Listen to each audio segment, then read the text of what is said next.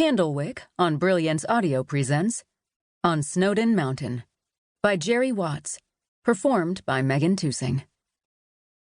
The journey took a lifetime, or at least it seemed that way.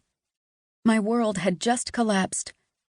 I'd expected Aunt Pearl to help me there, in Baltimore. I'd expected I don't know what.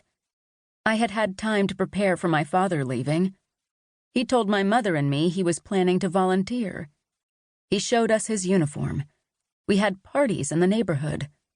He showed me newspaper articles about Hitler and the war. He always spoke of it as if it were in all capital letters. With Aunt Pearl, our departure was a whirl.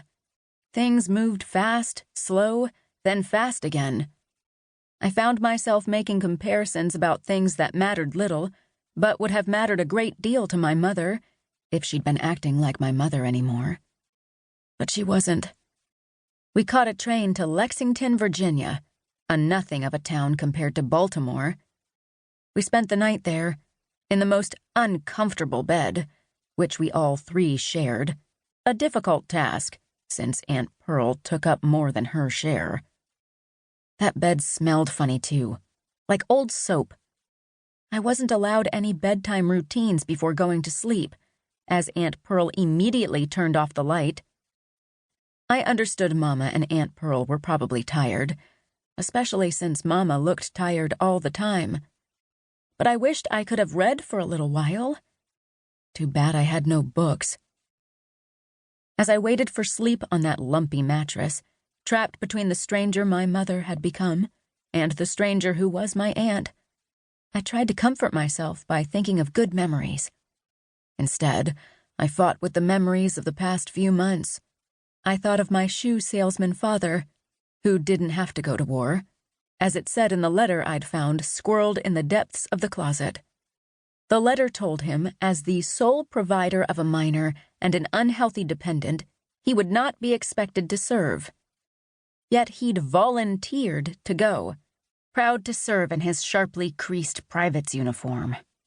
Gone after a whirlwind of parties and send-offs for my hero, as Mama called him. I wondered if that unhealthy dependent meant Mama, because she had had to go away for a few days the previous year for some fresh air, days when I'd stayed with my friend Peggy and her family. When Mama returned, nobody, not even Peggy, would jump rope or play tag or jacks with me anymore. That's when Mama told me books could be my best friends. She wouldn't let me read Nancy Drew or Lad, a Dog. She wanted me to read important books that made me look smart. I carried them around to make her happy, but I didn't even understand the first pages. Still, holding them made me feel close to her. Finally, I felt myself drifting off to sleep in that crowded bed, and I surrendered to it. In the morning, we learned that the train track at Balcony Downs had been washed out by mud. Aunt Pearl wasn't willing to wait for the repairs. "Perhaps you could borrow a car?" I asked. Aunt Pearl looked at me with a stone face. "Can't drive a car. Besides, you'd get sick. I get sick in cars on that mountain, and I've been living around here forever." She tapped her lips with her right index finger, then nodded. "We'll go by river." In no time at all, Aunt Pearl had us bundled onto what she called a packet boat, a long, low thing that loaded at a dock perched on the Maury River. She counted out the money carefully, and she managed the narrow walkway onto the boat with amazing dexterity. She refused the assistance of the men with my mother, and did it all with confident strides.